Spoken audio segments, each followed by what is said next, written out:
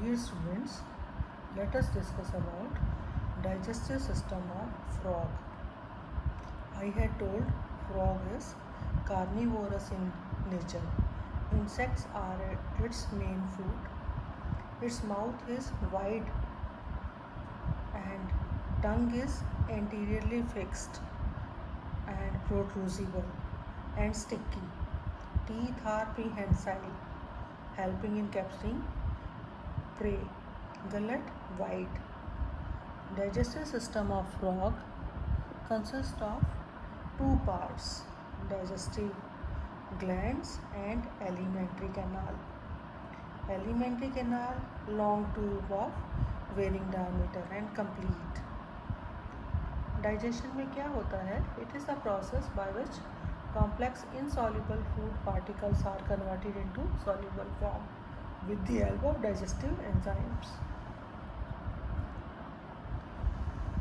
Alimentary canal, long coil tube of varying diameter, consists of various parts: mouth, buccal cavity, pharynx, esophagus, stomach, small intestine, large intestine and cloaca.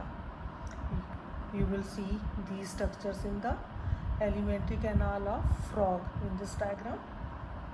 Mouth, terminal, wide, semicircular aperture, bounded by thin immovable skin folds called lips. Upper jaw is immovable, lower jaw is movable. Mouth helps in ingestion. पहला part हो गया mouth. दूसरा part है buccopharyngeal cavity. Mouth you are seeing in the diagram.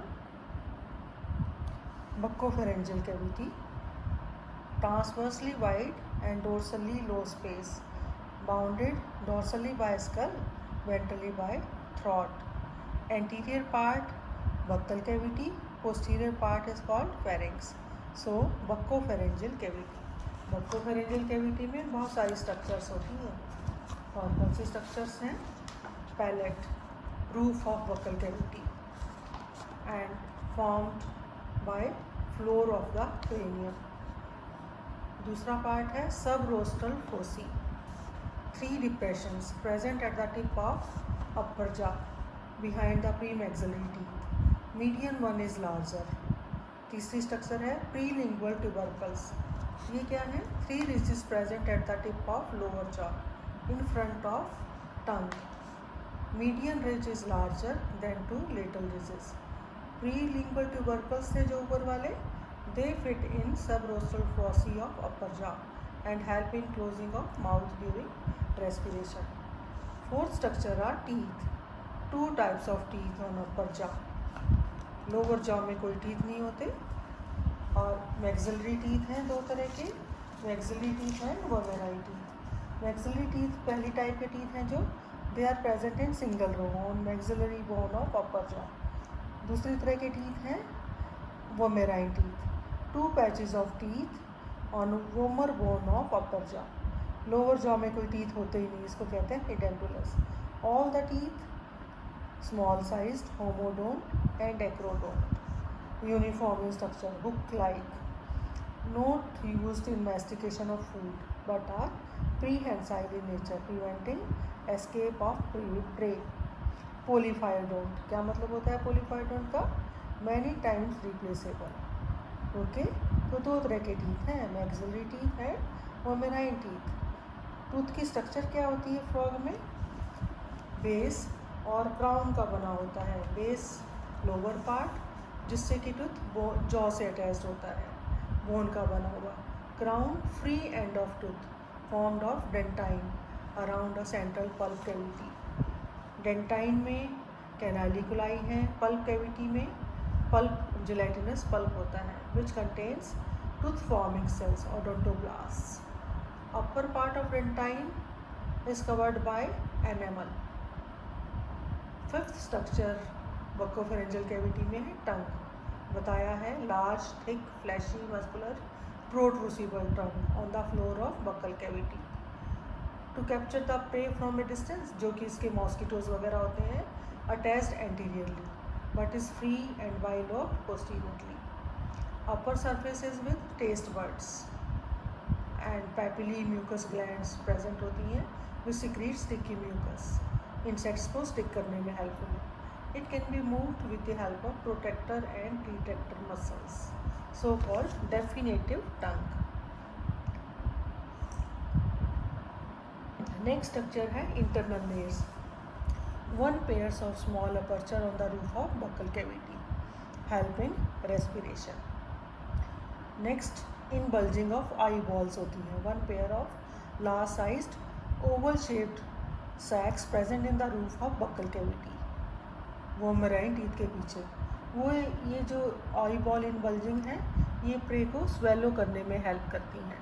दिख रही है diagram में inbulging of eyeballs। Pharynx, posterior most wider part of buccopharyngeal cavity. Pharynx में क्या क्या होता है? Opening of eustachian tubes, small circular apertures present on the side of roof of pharynx. These lead into eustachian canals, each of which connects with tympanic cavity of middle ear. ये क्या करते हैं? Pressure को equalise करते हैं एक tympanum के दोनों तरफ। दूसरी pharynx में स्ट्रक्चर है opening of vocal sacs, coma shaped apertures present in the side of floor of pharynx। केवल मेल फ्रॉग में होती है ये, vocal sacs में लीड करती हैं और ये क्रोकिंग की साउंड को इंक्रीज करते हैं। ये रेस्पिरेशन के दौरान तो खुली रहती हैं लेकिन स्वेलोइंग के टाइम बंद हो जाती हैं। तीसरी स्ट्रक्चर है gullet, median transversely wide aperture present in the centre of pharynx, normally closed but opens during swallowing of food. Then glottis, median vertical slit like aperture present at the floor of pharynx just behind gullet. ये क्या करता है? Helps in pulmonary respiration and glottis leads into laryngotracheal chamber. This is buccopharyngeal cavity. बहुत सारी structures present हैं इसमें। Third part है oesophagus. ये बता चुकी हूँ मैं, टंग के बारे में भी बता चुकी हूँ, ग्लॉटिस के बारे में डिस्कस हो गया है, वोकल सैक्स गलट के बारे में डिस्कस हो गया है स्टूडेंट्स। थर्ड पार्ट है oesophagus. After buccopharyngeal cavity, third part of alimentary canal is esophagus. Pharynx lead into small sized broad tubular part. Inner mucosa में क्या है? longitudinal folds हैं which make it highly distensible during swallowing. ये क्या करता है? Food को stomach तक ले जाता है, pharynx से स्टमक तक ले जाता है and posteriorly opening into stomach, but no demarcation is present between stomach and esophagus. Next, fourth part is stomach, most important and most distensible part of alimentary canal. It is the site of storage and digestion of ingested food with the help of gastric juices secreted by gastric glands. ये curved है, tubular part है, present on the left side of upper part of body. mesogaster में suspended रहता है। Cardiac stomach और pyloric stomach का बना हुआ है। कार्डियक स्टमक एंटीरियर वाइडर है, पाइलोरिक पोस्टीरियर स्मॉलर है, नैरो कर्व पार्ट है। स्टमक के इनर म्यूकोसा में लॉन्गिट्यूडनल फोल्ड्स हैं जो कि इसको एक्सपेंड करने में हेल्पफुल है और गैस्ट्रिक ग्लैंड्स फॉर्म करती हैं। पाइलोरिक पार्ट के एंड पे there is a constriction which is termed as pyloric sphincter. Gastric glands क्या करती हैं? पेप्सिनोजन HCl म्यूकस सिक्रीट करती हैं जो कि गैस्ट्रिक जूस बनाता है। तो गैस्ट्रिक जूस में क्या क्या है students? Pepsinogen, HCl and mucus. Okay, next part है स्मॉल इंटेस्टाइन। स्मॉल इंटेस्टाइन किसकी बनी हुई है? लार्जेस्ट पार्ट है और ये ड्यूोडेनम और इलियम की बनी हुई है। ड्यूोडेनम एंटीरियर स्मॉलर अनकॉइल्ड है, extends upward to form a U with stomach, receives hepatopancreatic duct from liver and pancreas near its middle. Inner mucosa raised into transverse folds to increase the surface area of digestion. Submucosa raised into Brunner's gland. ड्यूनस glands क्या करती हैं? Mucus secrete करती हैं, alkaline fluid secrete करती हैं, कुछ enzymes secrete करती हैं ड्यूडेनम में ब्रूनस ग्लैंड। स्मॉल इंटेस्टाइन का नेक्स्ट पार्ट है ileum. Ileum posterior larger and coiled part है। Mucosa is raised into numerous longitudinal folds to increase the surface area of digestion and absorption, but villi and crypts नहीं होते इसमें। Okay, तो small intestine के बाद alimentary canal का part है large intestine. Large intestine rectum, short wider tube, concerned with formation and storage of faecal matter, conservation of water. Mucosa has longitudinal folds, and last part है cloaca, small sac structures and helps in removal of undigested food material. This is about alimentary canal of frog. Now you will see in this diagram various structures which we have studied: livers, esophagus, bile duct, stomach, and you are seeing hepatopancreatic duct, pyloric constriction, mesentery, rectum, cloaca, cloacal aperture, urinary bladder. All these structures are shown in alimentary canal. Please draw this diagram in your copy.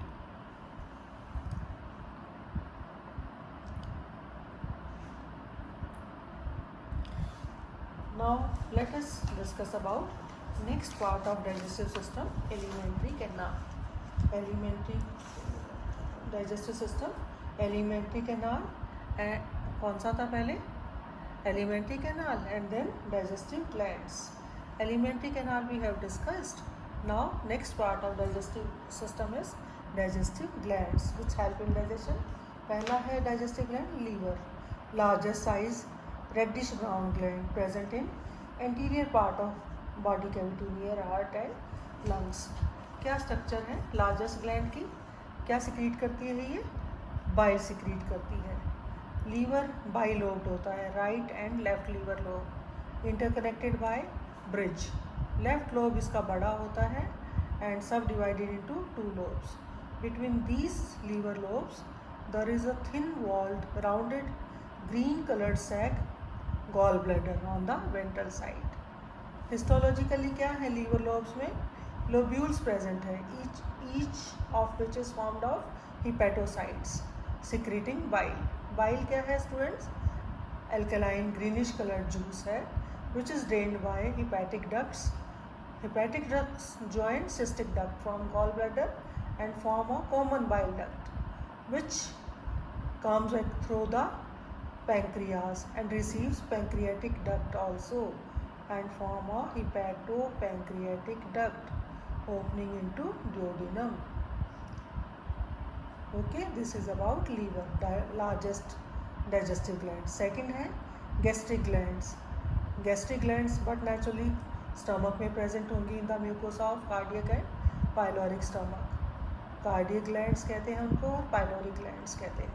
Cardiac glands long sized हैं and deeply placed हैं. Pyloric glands small sized हैं. Gastric glands क्या क्या secrete करती हैं?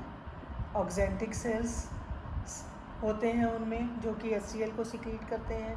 Goblet sales होते हैं उनमें जो कि म्यूकस को सिक्रीट करते हैं. कुछ पेप्टिक सेल्स होते हैं गैस्ट्रिक ग्लैंड्स में जो कि पेप्सिनोजन को सिक्रीट करते हैं.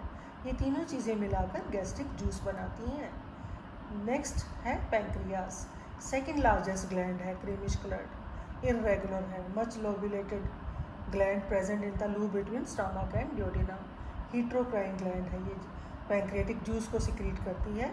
पैंक्रियाटिक जूस पैंक्रियाटिक डक्ट्स ले जाती हैं और open into common bile duct to form hepatopancreatic duct. Next है gland intestinal glands. These are numerous microscopic small tubular glands present in the mucosa of intestine, small intestine. intestinal juice secrete करती हैं और जो कि intestinal lumen में secrete हो जाता है. ओके, तो ये थी digestive glands.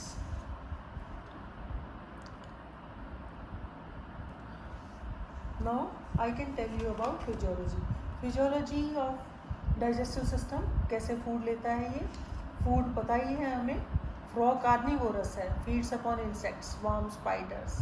इंजेक्शन, जब प्रे फ्रॉग की रीच में हो जाता है तो माउथ को खोलता है और अपनी टंग उसके ऊपर डाल देता है with the help of muscles. Tongue sticky है, इंसेक्ट को अपने ऊपर चिपका लेती है और immediately withdrawn into buccal cavity. Mouth is closed and teeth are prehensile and they don't allow the prey to escape.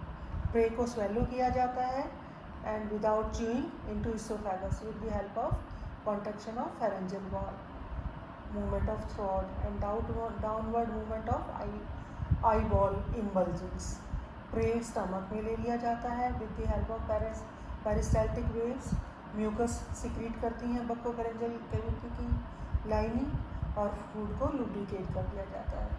Then digestion start होता है. डाइजेशन में फूड सिंपल बन जाता है. बक्कोफेरेंजियल कैविटी में मैकेनिकल केमिकल एक्शन नहीं होता, सिलिवरी glands नहीं होती. डाइजेशन स्टमक में स्टार्ट होता है, स्मॉल इंटेस्टाइन में कंप्लीट होता है. स्टमक में सारे जूसेस मिलते हैं, मैकेनिकल चर्निंग भी होती है. सारे जूसेस पहले बता दिए हैं. HCl भी अपना काम करता है, पेप्सिनोजन भी काम करता है और एंजाइम्स अपना काम करते हैं. ठीक है, गैस्ट्रिक जूस ने अपना काम किया, प्रोटीन्स को डाइजेस्ट किया और pH को मेंटेन किया. फिर इंटेस्टाइन में फूड आता है, इंटेस्टाइनल जूसेस मिले, बाइल अपना एक्शन परफॉर्म करेगा और इंटेस्टाइनल जूस में पैंक्रियाटिक जूस उससे पहले अपना काम करेगा. इंटेस्टाइनल जूस में भी बहुत सारे एंजाइम्स हैं, एंटीरोकाइनेज, एरेप्सिन, माल्टेज, लाइपेज. ओके, सारे कॉमन एंजाइम्स हैं जो हम पहले एनिमल्स में पढ़ चुके हैं. पैंक्रियाटिक एंजाइम्स भी और इंटेस्टाइनल एंजाइम्स भी और स्टमक एंजाइम्स भी. ठीक है, food in ilium is fully digested and alkaline, so it is called child. Absorption small intestine में होता है. एब्जॉर्प्शन स्मॉल इंटेस्टाइन में हो गया तो उसके लिए क्या है, डिफ्यूजिबल फूड इज एब्जॉर्ब्ड. इसके लिए कौन कौन से स्ट्रक्चर्स हैं स्मॉल इंटेस्टाइन में? Long sized, presence of transverse folds in duodenum and longitudinal folds in ileum, presence of blood capillaries and lacteals in submucosa. Actual mechanism of absorption is still unknown in frog, but water, mineral, vitamins, sugars, amino acids are absorbed into blood capillaries of hepatic portal system to carry them into liver. Fatty acids and glycerol are absorbed into lacteal. Okay. Egestion तो undigested food material pass होगा ही through cloaca. This is about digestive system of frog. Thank you.